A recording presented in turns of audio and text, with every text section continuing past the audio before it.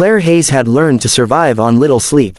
As a single mother of a 6-month-old, her nights were a blur of bottles, lullabies, and rocking chairs that never seemed to stop creaking. The exhaustion lived in her bones, yet she pushed forward each morning because Noah, her son, her entire world, depended on her. When the email came offering her an in-person interview for a junior marketing position in Chicago, Claire almost cried.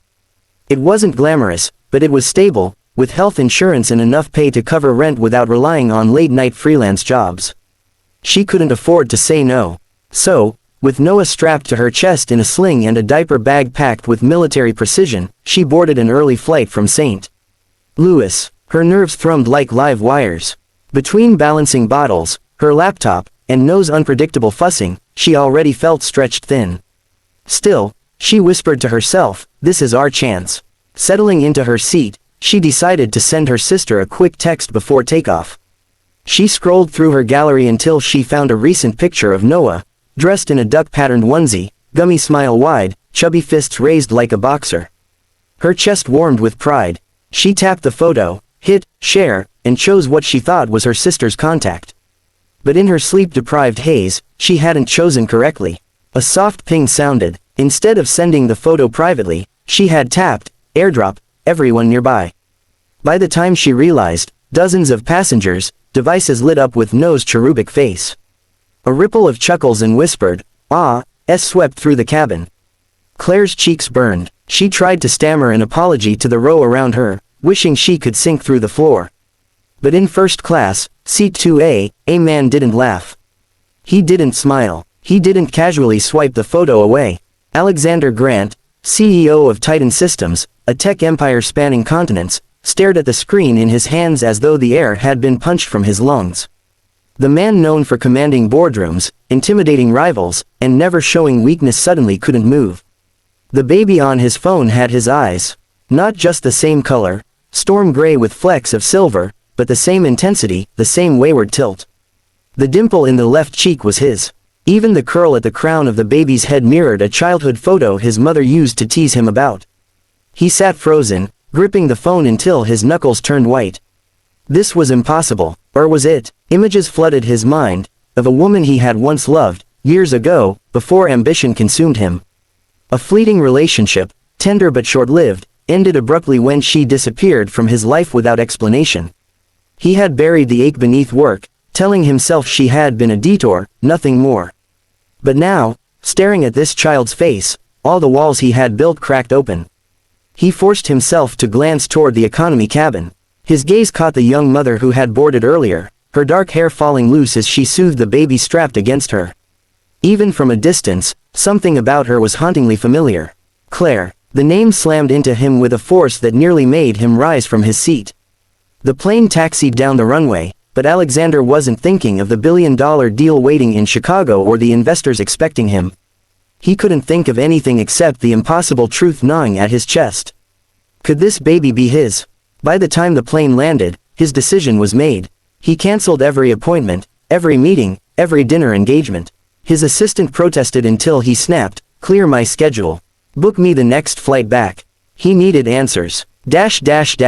Claire's day unraveled quickly. The interview in Chicago was a disaster. Noah had been fussy, and though the hiring manager smiled politely, she could tell her distracted answers and constant apologies left a poor impression. By evening, she was drained, her hope shriveled. She rebooked the earliest flight home and trudged back with Noah nestled against her chest, whispering, "We'll figure it out, baby. We always do." What she didn't know was that Alexander Grant was already in the air, heading to the same city she called home. For a man accustomed to boardroom wars, nothing had ever made him more anxious than the thought of knocking on a stranger's door.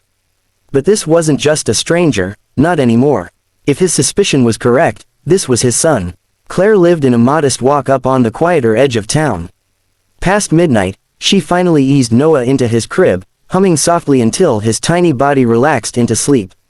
The apartment was small, the rent barely manageable, but it was theirs. She leaned against the wall, exhaling, when a sharp knock rattled the door. Her heart jolted. At this hour, she hesitated, then opened the door a crack, and froze. Standing in the dim hallway, unmistakable even in casual clothes, was Alexander Grant, the billionaire CEO she'd seen on TV, in magazines, in news articles about industry giants. For a split second, her exhausted brain scrambled to explain the impossibility. Maybe she was hallucinating, maybe exhaustion had broken her. Ms. Hayes. His voice was low, measured, yet urgent.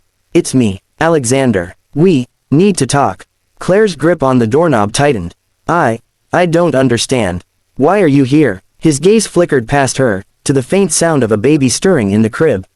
His throat bobbed, and when his eyes returned to hers, they held a vulnerability she never thought a man like him could possess. Because, he said hoarsely, I think that child might be mine. The world tilted beneath her feet. For months, she had rehearsed this moment in her mind, the moment when she might one day tell him. But she had convinced herself it wasn't worth it. Alexander Grant lived in a world of private jets and power plays, she lived in a world of overdue bills and secondhand strollers. What place could he possibly have in their lives? Her silence stretched, but his expression told her he already knew. She stepped aside. Slowly, Alexander entered the small apartment. He didn't comment on the peeling paint or the secondhand furniture. His eyes went straight to the crib, where Noah lay sleeping. And there, for the first time in his life, Alexander Grant's composure broke. His breath hitched, his jaw clenched, and his hand trembled as he reached toward the rail, though he didn't touch. He simply stared, memorizing every feature of the baby's face. Claire's throat tightened. He wasn't supposed to know, she whispered. I didn't think you'd care. Or that you'd even want to know. Alexander turned, eyes burning. Not want to know, Claire, if I had known. His voice cracked before he steadied it. You should have told me. Tears stung her eyes, but anger flared too. Told you, while you were busy building an empire, traveling the world, barely remembering I existed. I thought I was a distraction to you. You made it clear your work came first. His jaw flexed, shame shadowing his face. I was a fool. I thought I had time. I thought I could come back. Silence pressed between them, broken only by Noah's soft breathing. For a long moment, they stood on opposite sides of a chasm built from years of absence, regret, and fear. Yet the tiny life sleeping in the crib bridged it in ways neither could deny. Finally, Alexander's voice softened. I don't expect forgiveness. I don't even know if I deserve to be in his life. But I can't walk away. Not now. Not after fate literally airdropped his face onto my phone at 30,000 feet. A shaky laugh escaped Claire, half disbelief, half surrender. Trust my luck. My mistake becomes the universe's way of outing me. Her shoulders sagged. She had carried this burden alone for months, convincing herself she was protecting Noah by keeping him hidden from a world of ruthless business headlines. But now, watching Alexander's raw as he looked at his son, a piece of her armor cracked. Noah stirred, blinking awake. His gray eyes, Alexander's eyes, fluttered open, and when Alexander leaned closer, the baby studied him with innocent curiosity. And then, with a gurgle of delight, Noah reached up and grabbed Alexander's finger. The billionaire, the titan of industry, the man who had everything, fell to his knees beside a thrift store crib in a tiny apartment. Tears slipped down his face, unashamed. Claire pressed a hand to her mouth, her own tears spilling silently. For the first time in months, she didn't feel alone. Maybe the universe hadn't made a mistake after all. Part 1. Claire Hayes wasn't reckless by nature. Being a single mother to a 6-month-old boy meant her life ran on discipline. Alarms for feedings, lists for groceries, a color-coded budget pinned to the fridge. She had to be careful, because if she wasn't, who would be? That morning, though, she was already frayed. Noah had been awake half the night, crying with a fever that thankfully broke just before dawn. Claire kissed his damp forehead and whispered, "We're okay, buddy. We'll be okay." She strapped him into his sling and dragged herself to the airport, fueled by lukewarm coffee and a fragile thread of hope. Today wasn't just another day of survival, it was her shot at a new job. A company in Chicago had offered her an interview for a junior marketing position. The pay wasn't dazzling, but it was steady, with benefits. A chance to breathe. She juggled the stroller, diaper bag, and laptop case through security, then onto the plane. As she collapsed into her seat, relief washed through her. She was here. She was trying. Waiting for takeoff, she pulled out her phone and scrolled through her photos, pausing on one that never failed to make her smile. Noah, in his duck print onesie, eyes squinted from laughing, 2 tiny teeth just breaking through. He looked like sunshine bottled in a baby's grin.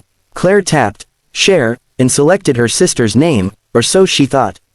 A second later, her phone pinged with a confirmation she barely registered. The cabin filled with soft murmurs and chuckles. Passengers glanced at their phones, then toward her with knowing smiles. Claire frowned. She looked at her screen, her stomach lurching. She hadn't sent the photo privately. She tapped, airdrop, everyone nearby. Oh God, her cheeks flamed. She fumbled to apologize to the man beside her, who just laughed and said, "Cute kid." Others echoed the sentiment. Some held up their phones, showing Noah's grinning face. Claire wanted the floor to swallow her whole. But in first class, seat 2A, one man didn't smile. Alexander Grant, CEO of Titan Systems, stared at his phone as though it had detonated in his hands. The photo glowed on his screen, but it wasn't just the cuteness that gripped him. It was recognition, bone deep, undeniable. The baby's storm gray eyes mirrored his own. The dimple in the left cheek, the stubborn curl of hair at the crown, features Alexander knew intimately, because he'd seen them in the mirror his whole life. For the first time in years, the world's youngest self-made billionaire felt the ground tilt beneath him. He tried to steady his breath, but memories rose unbidden. A woman, dark hair, eyes that laughed even when her lips didn't. A fleeting relationship years ago, one he had buried under ambition and endless work. She had left without explanation. He hadn't chased her, too proud, too consumed by building his empire. But now, this child, his child, the possibility clawed through him, igniting a storm of regret and urgency. He lifted his gaze, searching the economy cabin. There, just a few rows back, a woman cradling the very baby from the photo, exhaustion shadowing her face. His heart lurched. It was her, Claire. By the time the plane landed in Chicago, Alexander's life had already changed. He ignored the calendar alerts buzzing on his watch, the urgent texts from his assistant. Deals worth billions could wait. Because if that baby was his son, nothing else in the world mattered. Before the wheels even touched the runway, he had already cleared his schedule and booked the next flight back. He needed answers. Part 2. Claire's interview unraveled into a disaster. Noah had fussed halfway through, and though she tried to soothe him, her answers came out jumbled. The hiring manager smiled politely, but her eyes said everything. Claire wasn't the right fit. By evening, Claire rebooked an earlier flight home, dragging herself through the terminal with Noah drooping against her chest. She whispered promises into his hair, though her own hope was flickering out. "We'll figure it out, baby. We always do." She didn't know that Alexander Grant was already in the air, headed for the same city, chasing the truth that had shattered his composure 30,000 feet above the ground. For a man accustomed to power, nothing had ever unnerved him more than the thought of knocking on Claire Hayes's door. But if Noah was his son, then he had already wasted too much time. Past midnight, Claire finally climbed the stairs to her modest apartment. She laid Noah in his crib, kissed his forehead, and stood a moment longer just watching him breathe. In the quiet, the weariness seeped out of her bones, replaced by the fragile warmth of love. Then came the knock, sharp, insistent. Her heart jumped. She wrapped her cardigan tighter and cracked the door open, then froze. Standing in the dim hallway, more imposing in jeans and a plain coat than he ever was in magazine spreads, was Alexander Grant. Her lips parted. What are you doing here, Claire?" His voice was steady, but his eyes burned with something raw. "We need to talk." Confusion, fear, disbelief tangled inside her. "I don't understand. How?" His gaze flicked past her, toward the crib in the corner. His throat worked as he swallowed. "Because, I think your son might be mine." The words knocked the air from her lungs. She gripped the doorframe to steady herself.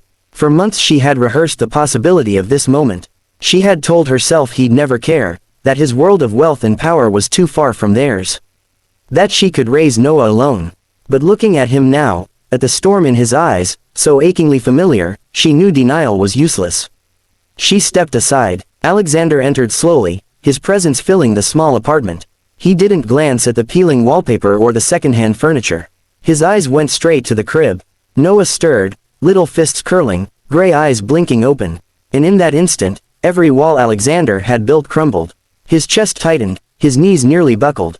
He crouched beside the crib, studying every detail as if memorizing him, the tiny fingers, the tuft of hair, the sleepy smile. A sound escaped him, half laugh, half sob, when Noah reached up and grabbed his finger with surprising strength. Claire pressed her hand to her mouth, tears stinging her eyes. You should have told me, Alexander said finally, voice breaking. I lost months, his first months. I'll never forgive myself for that. Her defenses rose, sharp from years of survival. Told you, you were too busy chasing the world. I thought I was just another distraction. I didn't think you'd want this. He looked up at her, anguish in his eyes. I was a fool. I thought I had time. But fate had other plans. It literally threw his face onto my phone at 30,000 feet. Despite herself, a laugh slipped from Claire, shaky, disbelieving. Trust me to make the biggest mistake of my life with an airdrop. Silence followed, but not empty. It was thick with unspoken regrets, with possibilities too frightening to name. Finally, Alexander's voice softened. I don't expect forgiveness. I don't even know if I deserve to be in his life. But I'm here, and I'm not walking away. Noah cooed, gripping tighter to Alexander's finger, as if sealing the promise. And for the first time in months, Claire felt she wasn't carrying the weight alone. Maybe, just maybe, the universe hadn't made a mistake after all.